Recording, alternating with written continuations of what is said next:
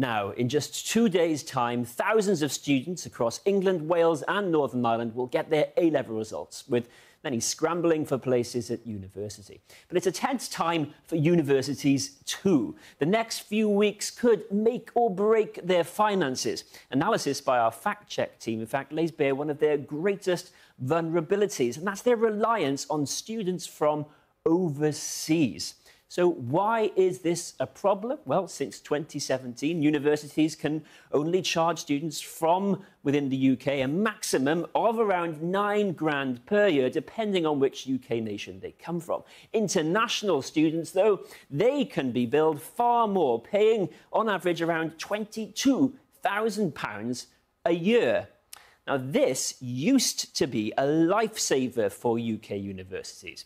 Why is that then? Well, because that maximum £9,000 per year in fees paid by UK students, we calculate, because of inflation, is only worth to universities around £7,000 a year, in fact, in today's money. So there's a gap, and it soon adds up. So how did universities make up the money? Well, they plugged it from fees from abroad. But for some institutions, that solution has now become a major weakness. In January, the last government tightened the visa rules for foreign students, making it harder to bring family members to the UK. And it looks like that intention worked, because applications for study visas are down, falling 16% compared to last year. So who's exposed? Well, we found that 25 universities, about 1 in 6 overall, get more than a third, 33% of their income from foreign students. And of those, 14 universities get more than 40% of their income from overseas students. Now, every institution will have its own financial circumstances, but those most reliant on foreign fees could have a significant hole to fill. No wonder, then, that the regulator, the Office for Students, says the whole thing is an increasingly precarious model. Well, joining me now is Professor Peter Slee, who is Vice-Chancellor of Leeds Beckett University. Professor, do you agree with those visa rule changes that the last government brought in? Well, I think they were political changes, weren't they, based on a particular view about immigration. Universities are part of a much bigger society, so we have to work with the changes that have come through. What I would say is that the international student economy in the UK is worth £42 billion. I mean, where we're sat today, it's £500 million in this part of Leeds. And I think that is a consideration that the current government will be taking into account. But in 2019, 9,000 family members came on student-related visas. In 2023, 102,000 family members came. Do you think that was too high? It's difficult to say. It depends on the impact that those dependents had on the UK economy. There have been analyses that say that international students are making a phenomenal contribution to the UK economy, and those dependents were part of that too. So should the new government reverse those changes? Well, it's got to decide, I think, whether international students, who we see as contributors to the economy, should be treated in the same way as illegal migrants. What do you think?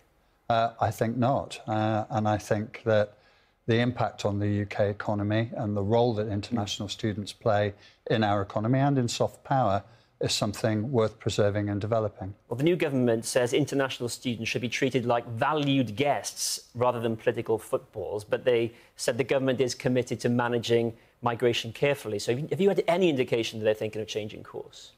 Well, what the government has said, and it's made overtures to other foreign governments and ambassadors to make it clear that international students who are well qualified and who can pay the fees here and sustain themselves in the UK are very, very welcome for the contribution that they bring. Now, some universities have 50 or even 60% of their students coming from overseas. I mean, have you, as universities, left yourselves overexposed? I think the average across the UK is about 26%. That's still a lot, though, isn't it? It is, but if I look at some of the great centres of learning, international centres of learning, it's not a surprise, is it, that those organisations attract some of the brightest people from all over the globe. The challenge, of course, the higher the international student numbers you take, if there is an overall decline, then that's more difficult financially to manage. Well, university fees then, put it on the line. Do you think tuition fees paid for by students in England and Wales should increase? Again, it's a political question. I don't think an increase in student fees would necessarily be welcomed by everyone that would need to pay them. There are alternative approaches to funding universities and to get the balance between individual and taxpayer contributions. Would you put them up, though? Would I put them up? I'd want to explore a range of options for funding a really successful sector sustainably in the future. But you need the money. I think the money is always helpful, but we have a new government that's reviewing its policy for universities and reviewing the impact that universities have on the broader economy. And again, it's a political decision to be made. Money's got to come from somewhere, isn't it? If we're seeing fewer international students, we don't want to put fees up. Where's it going to come from? Are universities going to go bust? No, I don't think so. I think there are painful adjustments that many organisations may have to make, in the same way that anyone reading the business pages would hear about Apple and Google and Marks and Spencers and British Steel at the moment. But going bust is a long way down the line, I think. OK. Professor Peter Slee, Vice-Chancellor of Leeds Beckett University, thanks so much for speaking with us. Thank you. Thank you.